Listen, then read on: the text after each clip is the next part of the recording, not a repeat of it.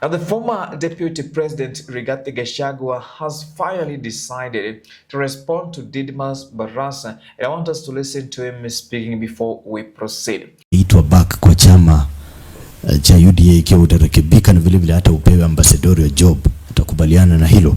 Mambo ya hiyo kijana alizungumza ati wakinihitaji wataniita, hiyo tu ni vijana tu wako na maringo na mazungumzo ambayo haifai. Mimi hapana rika ya hiyo kijana. Mimi ni kiongozi wa kitaifa na niko na wafuasi mamilioni ya watu, na kusema ati wataniita wakinihitaji, kwanza wamekwama. Unajua hii mlima yote imeenda. Walikuwa wamesema ati wakinitoa ati ni wiki mbili watu watasahau sijui nini. Mlima yote imeenda. They are very frustrated. Na ndio uliona rais amekasirika sana akiwa pale Western na kunitukana na kuniingilia na kusema mimi ni mkabila. Na ningetaka nyinyi muende mtafute list ya CEOs wale wamepewa parastatus, muone ni watu ya jamii gani. Mimi hakuna mtu nitengwa kwa serikali. Mimi I had no capacity ya kupractice tribalism. Mtu ambaye ako na capacity ya kupractice tribalism ni rais, kwa sababu ndio appointing authority.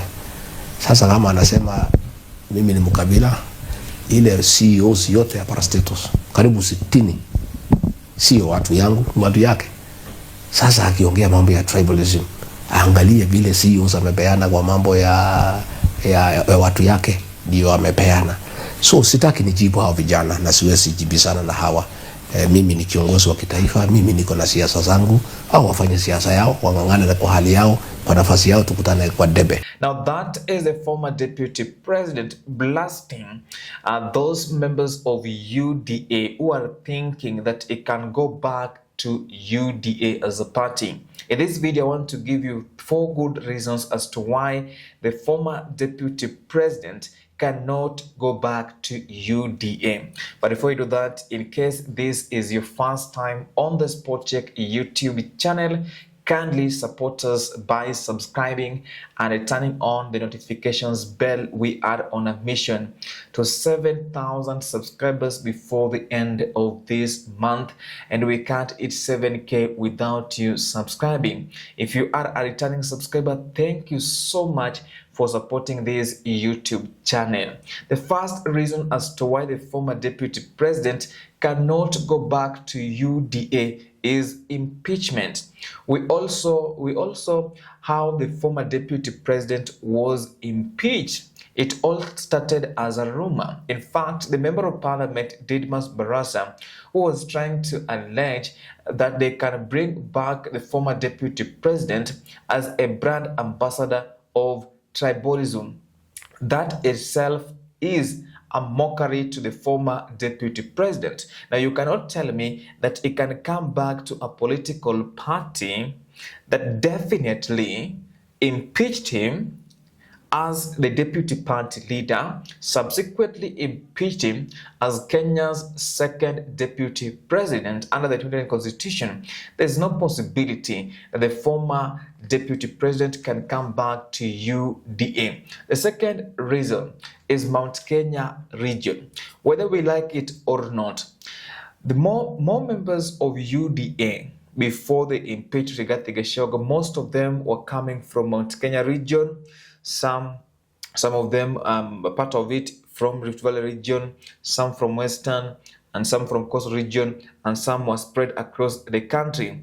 But the majority members were coming from Mount Kenya region, and definitely they are now giving the former deputy president pressure to form a new political party. There's no way that Rigathi Gachagua can abandon the cause to go back to UDA as an ordinary member. And therefore, according to me, that was a positive response to Didmus Barasa by telling them, yes, Yorika. Yeah. The third reason, Rigathi Gachagua is on a mission of making President William Ruto a one-term president. There's no way you can tell me that he can go back to UDA and give him a second term by telling the people of the mountain, come back and join UDA. I'm now back as an ordinary member. In fact, that is just a mockery. It is impossible for him to do so in 2027 or before 2027. And the worst part of it is being told that you come back and you will be made a brand ambassador of tribalism within UDA because he is a victim of tribalism. The last reason, Rigathi Gachagua is in a process of forming a political coalition that with Wiper, DAPK, Matiang'i, and other political players. So there is no way it can go back to UDA. That was the best response Rigathi Gachagua could give President William Ruto's allies, because they were just mocking him right now because he is at Wamunyoro. Remember, Didmus Barasa is one of those members of parliament that promised that before December of last year, 2024, Rigathi Gachagua will be in Wamunyoro. And definitely he is in Wamunyoro. Now, this is what I promised to do at the end of my videos. I promised to carry out civic education. This is what you need to do. You need to register as a voter once the IEBC is properly reconstituted the way President William Ruto had already formed a 9-member panel that will be dealing with the issues to do with selection of the IEBC commissioners. And the beauty of doing that is you can participate in 2 types of elections: 1, general elections; 2, by-elections, and you will be in a position to elect your leaders. The second thing you need to do is to demonetize politics. The beauty of doing that is you will get an opportunity to get rid of corrupt leaders. Have you ever wondered where politicians will get money after doing what is called, after participating in giving you 50, 100 bob, 200 bob? Most of them will be tempted to steal public funds. How can they do this? Through NGCDF. Lastly, let us vote for leaders with vision. Leaders who can come up with quality policies that will propel this nation to the next level.